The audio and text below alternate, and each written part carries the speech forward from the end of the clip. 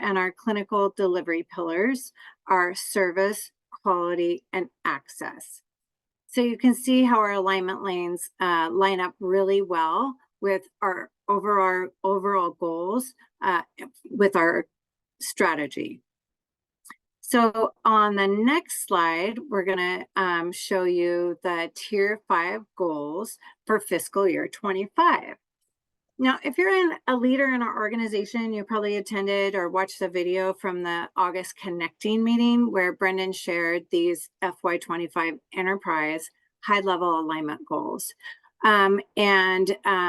If you didn't catch it, I'm sure you watched the video afterwards. Brendan explained this really well during this meeting. And actually next month in September, we're looking forward to the subject matter experts. They're going to share details with us about the,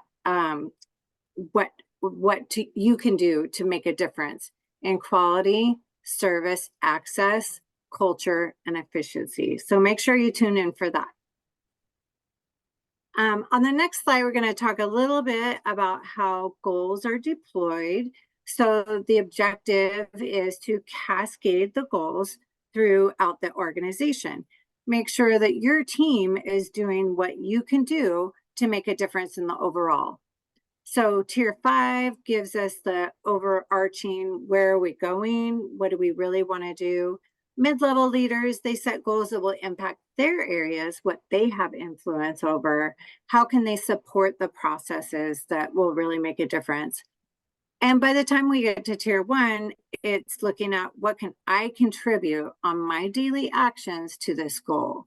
So we have Kathy Lyons here as a clinic leader, and she is going to share how their clinic set their annual goals for fiscal year 25. Next slide. Thank you, Carrie.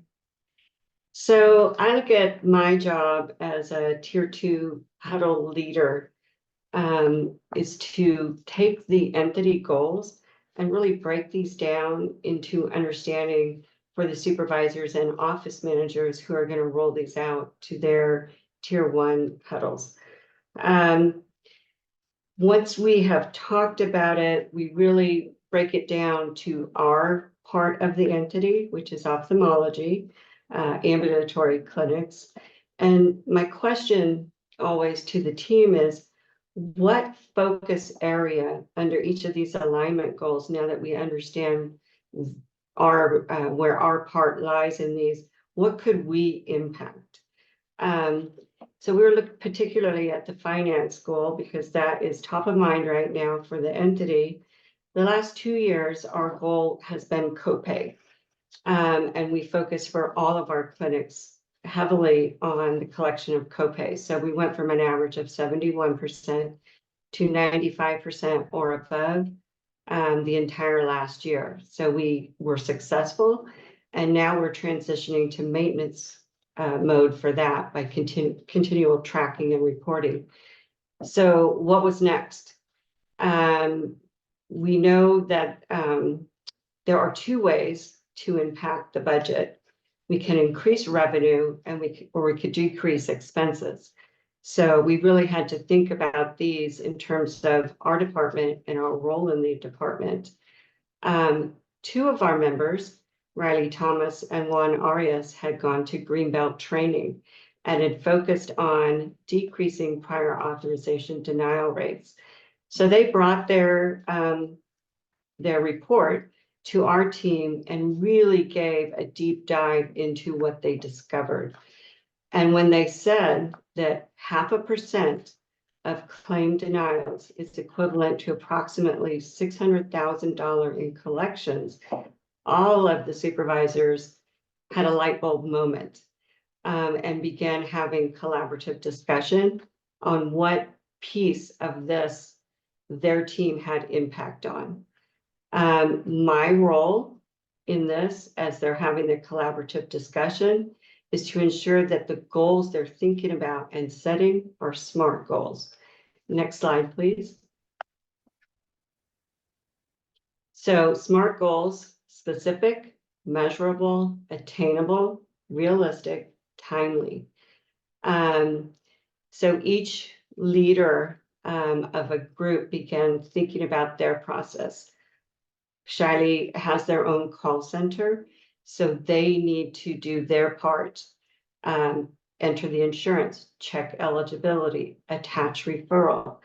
We also have our own prior authorization department within the department. So they needed to be able to consistently be able to review the prior authorization queue to ensure the auths are attached or not needed. Registration specialists that we have within our department need to review the queue prior to the appointment, pay attention to the red and yellow flags, ensure everything is correctly there, fix it before the day of the appointment. Front desk, patient coming into the office, ensure nothing has changed, make sure the demographics, everything that we need is properly entered, and collect the copay. The technicians in the back office with the providers, if the provider needs something that wasn't anticipated, we do a lot of our own diagnostic testing within the clinic. We also do high-cost medication, retinal injections. They need to make sure that there's a prior authorization present before those are done.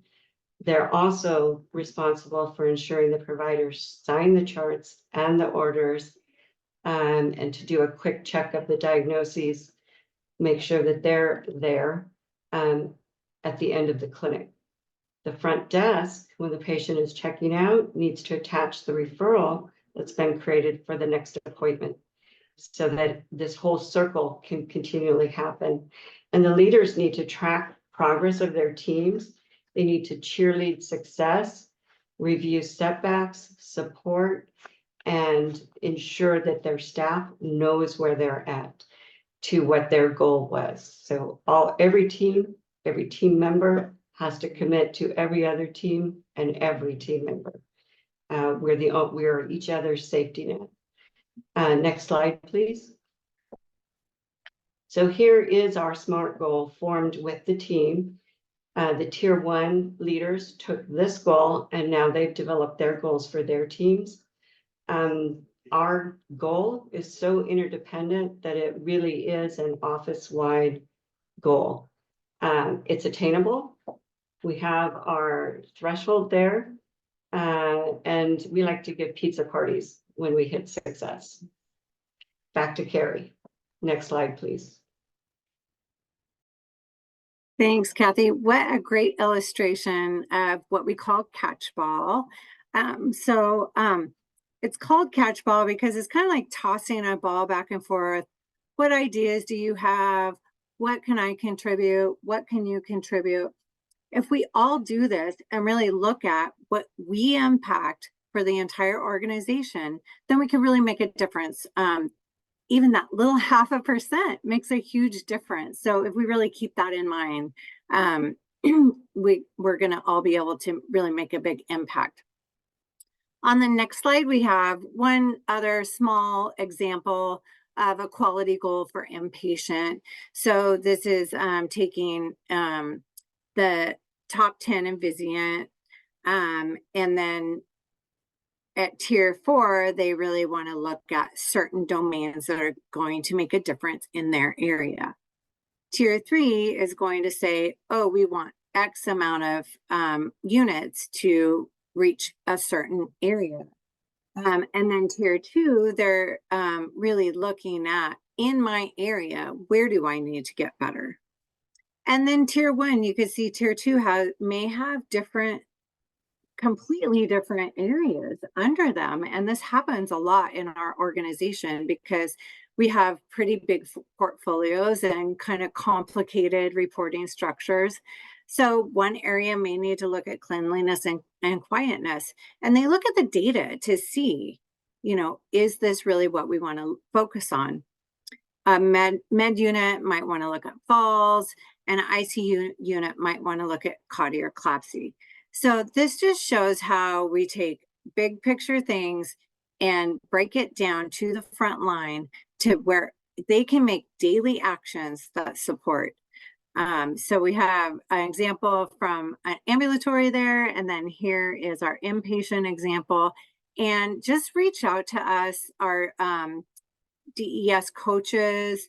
We have a number of people that are here to help you.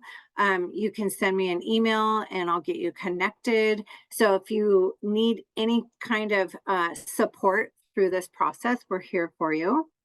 So on the next slide, we're going to finish out with some annual planning tips. So discuss with your team, as Kathy illustrated, what is the purpose of aligning to our enterprise goal? Look at where you're going to impact this goal. There's a few steps here about how you can measure or how you can look at that, but really engage with your team to create that DES alignment goal in the areas of quality, service, access, culture, and efficiency. So coach your team on their contribution to the goal. How are we going to work together? Kathy really illustrated that, and it's probably going to look different in every single area. And of course, if you need support, we're here for you. Please reach out. But here's just some tips, and I know this will be recorded so you guys can come back and look at it later. And we just want to make sure that you guys have all the information you need and whatever support you need in order to set your annual goals. And next, I am going to hand it over to Dexter as he is going to report out about Kaizen. Hello everyone, my name is Dexter Borge and I will be presenting the Kaizen 180-day report out on optimizing laboratory rejected specimen processes. Next slide. Just a quick background, this Kaizen event was held on Feb 16, 2024, which was participated by frontline and leadership from ED and laboratory departments on both Hillcrest and La Jolla sites. Next slide. Gap and opportunities were identified as follows. There are unclear processes and communication methods on how to handle rejected specimens, and there's a communication gap between ED and lab as team members rely on calling back and forth, causing delays. Goals of this Kaizen were to develop streamlined processes and communication methods to improve efficiency and to decrease the rejection rate and turnaround time in specimen recollection. Next slide. Achievements were on these three key areas. First is communication and notification. Standardized escalation workflow was rolled out on April 15, 2024. The process map, as shown on the right, utilized a communication and escalation pathway that is used when lab personnel calls the ED for rejected specimen. A weekly report of rejected specimen is also generated for timely follow-up and education with team members. Second is specimen draw education. For our newly hires and new grads, we continue with providing didactic, soft ID training and lab tour during their onboarding or first day of orientation. One of our CN3 nurse actually put out this laminated guide on the right order of draw and right inversions.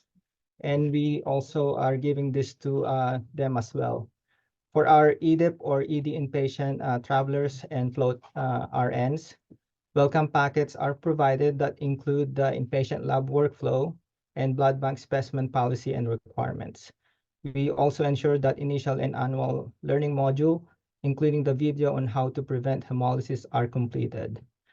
Third is optimizing pneumatic or P-tube function, which is still in progress as current issues have been identified. Next slide. For the challenges identified, the ED overflow areas, which are the MedEd, IRR, IRIC, and the tent, they contribute to communication pathway challenges, as these areas don't have a dedicated HAS or unit secretary. There was also a back and forth collaboration between ED and lab on which workflow works best for both departments. So the initial 2-minute callback time was changed to 5 minutes, which is now working better. This lab escalation workflow, when the charge RN is not available, it is handled on a case-to-case basis. And coordination with lab department with these challenges in the ED help them understand the department and nursing workflow, and this is helpful with communication and coordination. Second is specimen draw education. Soft ID, which is a paperless and uses barcode technology when labeling lab specimens, continues to be a challenge. Soft ID is not maximized on hallways and the tent, and is not available in the inpatient setting. As for optimizing P-tube functions, it's still in progress because of multiple contributing factors, and getting everyone together is challenging and time-consuming. Next slide. For the next steps, lab escalation workflow is now standardized in the ED, and it includes all issues, including critical results.